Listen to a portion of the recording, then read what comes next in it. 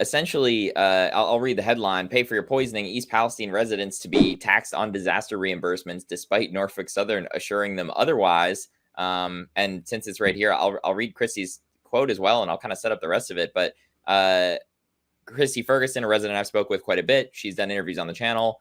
She said, "When I asked Norfolk why I needed to fill out the tax form, which was a W-9, they responded, 'It is only for our tax write-offs. It doesn't affect you.'" Which, come to find out, is absolute BS at this point. I have now spoken with probably a 10 or so residents at this point who've all confirmed the exact same story. Norfolk Southern has also confirmed to me that, yes, residents have had to fill out W-9 forms when they are going to get reimbursement for things, predominantly lodging. But they also confirmed to me that at the end of the year, Norfolk Southern will be sending a 1099 form to any resident who received more than $600 for their reimbursements. Now, as somebody who is an independent contractor, I do independent contract work for Status Coup. I do independent contract work for probably 6 or 7 other folks as well. And I fill out W-9 forms for all of this. I get a 1099 at the end of the year so that I can pay taxes on that income. So this is absolutely outrageous. And unfortunately, a lot of residents, and you know, I encourage you all to go read that story, share that story, because in that, I spoke with several other residents. One of them, Jamie Wallace, who we've had on here quite a bit, you know, she was there in the situation, and she was like, okay, you know, my house is 20 feet from Sulphur Run. Sulphur Run is heavily contaminated. My option is, one, sign this W-9 so that I can get this reimbursement money and get my family the hell out of here. Or if she didn't take it, she was unfortunately going to be stuck there. The median income in East Palestine is roughly $27,000, $28,000 a year. Most of these folks, unfortunately, do not have the money to go just on their own, willy-nilly, be like, oh, I'm going to go stay in this hotel down the road for the next week. Unfortunately, folks don't have that kind of money laying around. And it's not just in East Palestine. It's in a lot of places across the country. Folks don't have that kind of money. So Jamie's sitting there. She asks about the W-9, and they tell her the same story that they told Chrissy, that, oh, it's for our purposes only. It's not going to affect you. And, you know, Jamie had a feeling like this didn't seem right, but she didn't really have a choice. And let's read directly from the story. Yeah. Jamie, who was online, like other residents for hours at this reimbursement center, she used to be an HR director. So she was suspicious when she was asked to fill out a W-9. She said, when I was handed a W-9 the first day, I went to the Norfolk Southern Assistance Center. I questioned why I had to fill out the form. By the way, her home is right next to the creek, the contaminated creek. I asked directly if reimbursements were taxed. The gentleman assured me it was for Norfolk Southern tax purposes. I was an HR director for years and knew I was being lied to, but without the reimbursement, I didn't have enough money for another night at the hotel. At this point, lies don't surprise me. So Norfolk Southern's officials at the reimbursement center say, no, you're just filling this out. It's for our tax purposes. You're not going to be taxed. She's not the only one who was told that.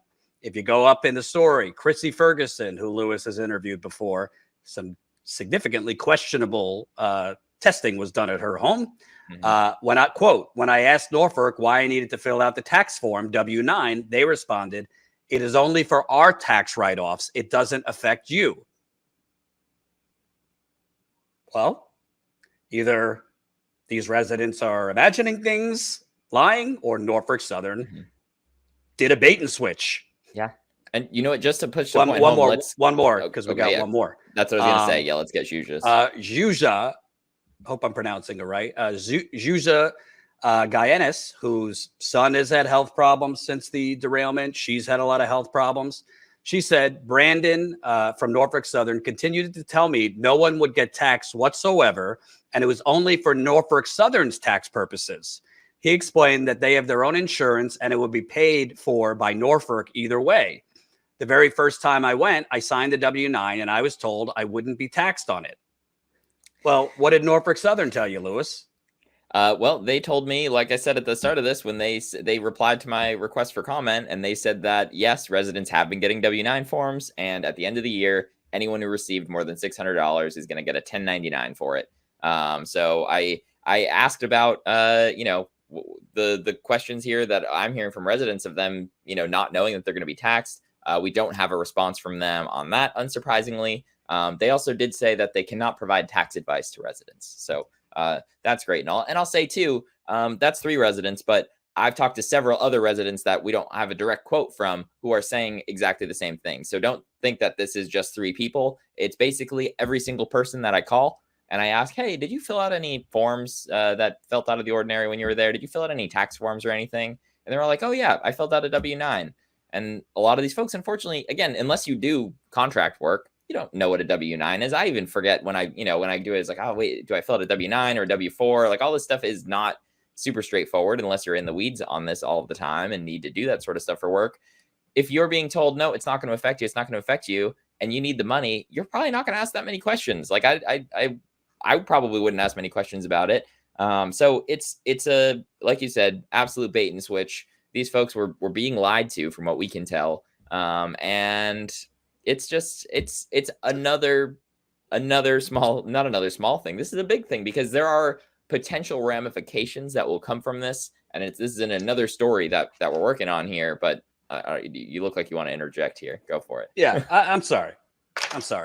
What the fuck kind of country is this? Okay? I don't give a shit if you support the Ukraine war, you don't support the Ukraine war, you think Russia's great, you think Russia's bad. It doesn't matter. Every other minute, every other day, I'm hearing we're sending billions more to Ukraine. Whether you agree with it or not, irrelevant. How do we have all this money to send everywhere else? But people who have been poisoned, and yes, they've been poisoned. This is not like a, temporary stench. This is not, that foul smelling egg shit you smell. Like, oh, the shower smells like an egg. This is petrochemical bomb that was detonated over these people's small village. And by the way, it's not just East Palestine. We have shown, LOUIS has shown, this has gone possibly as far as 50 to 100 miles, possibly further.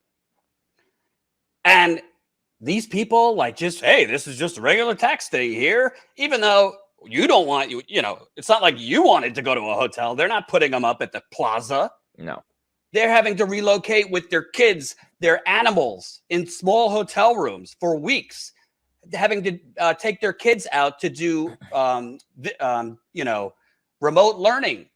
And these people are going to be taxed on reimbursement for their unwanted relocation, for their poisoning. And Norfolk Southern, shocking, got back to LOUIS the first time. But then when you approach them, wait a minute. Residents are telling me you told them the exact opposite. Suddenly they lost your email. They can't respond. This is fucking sick. It's disgusting. What kind of country do we live in? We're going to poison people and then add to their bill? By the way, LOUIS, correct me if I'm wrong. The average income in 2020 was $27,000. Yep. In East Palestine? Yep. These people don't have another 100, 200, 300, however much is going to be added to their taxes for hotel reimbursements. And it's not just the hotel reimbursement. There's other derailment related expenses. And again, too, they're getting reimbursement for. It's not even too like the railroad is also reimbursing their other costs, like the cost of the home that they lived in before. These people are, yes, they're relocating to these hotels, and that's what the reimbursement money is for in most of these cases, but they're still paying rent. They're still paying their mortgages in the houses that they can't stay in town because they are contaminated, even though in a lot of cases they were told, oh, it's fine, buy, again, circle back to the beginning of this, buy air testing devices that even the EPA themselves admit cannot pick up the chemicals at the right levels. And in other research that we've done, cannot even pick up at all any of the chemical byproducts in a lot of cases of these things. So it's safe to go back. They can't actually go back, though. They're getting money to be relocated. They're going to get taxed on it. They're still paying their lease or their rent. They're still paying their mortgage. They're still having to go through all these other expenses. And now they're on top of all of this, going to get taxed on money that it's not like it's going into their pocket. It's not like they're pocketing all this extra cash and they're fucking rolling in the money, basically. No, they're using this money to stay in a hotel room. And in a lot of cases too, it's like, okay, we're staying in the hotel right now. And then, oh, now this hotel is sold out and you've been here for 5 nights. And now you got to pick up all your stuff again and go move across town to another hotel. And in between, you're now, you work in East Palestine still. So you've got a half an hour commute back and forth that you didn't have before. So you're spending more money on gas. You're staying in a hotel, so you don't have a place to cook inside. So you're now needing to eat out a whole lot more, or eat food that you can cook in a microwave. It's not just like one element of this. There's a whole lot of things that these people are unfortunately having to go through. And again, to be taxed on top of it is an absolute slap in the face, and absolutely should not happen at all. I could go on for another half hour. Yeah. We have a guest, and Yes. he changed his schedule for us, so I'm going to go to him in a minute or two. Yes. I'm just going to end on this. What's next? Are we going to change child labor laws in Ohio so the little kids that are Easter egg hunting in the toxic fucking soil, we're going to change child labor laws so they could clean up the town and we'll just take the professionals out? Mm-hmm. I mean, this is fucking vile. And I know there's a lot going on right now. I know Trump was indicted and all the hullabaloo around that. I know Tennessee, and, Tina, I believe, is covering that later. Tina will be having her broadcast at 5 o'clock Eastern. And these representatives who were expelled, it just so happens 2 black guys were expelled from the Tennessee, but the white woman, she wasn't expelled. Go figure. Over protesting over kids being massacred. I mean, it's one sick dystopian 1984 Orwellian story after the next. But at a certain point, people need to stand up. This is not about like if you're progressive or liberal or neoliberal or conservative. At a certain point, how much extra victimization are we going? We're re-victimizing the victims over and over and over again. You're giving them bullshit testing and bullshit proclamations that it's safe to take your kids to a park for 7 hours. You're taxing them. I don't care if it's an extra $1 that they have to pay in taxes. It's wrong. They should be getting reimbursements back and plus interest. And you're going to tax them for reimbursements for hotel stays and this and that. And by the way, where the fuck is Ohio Senator Sherrod Brown? Where is J.D. Vance, who did some photo ops in East Palestine, the Republican senator who has said some good stuff on East Palestine? Kind of sounds like he actually cares. Do you know about this, Sherrod Brown? J.D. Vance? Governor DeWine, 2 months later, has not issued a state of emergency? You awake? This is not like a normal thing. Well, hey, it's an IRS rule. If they get over $600 in income, it's not income.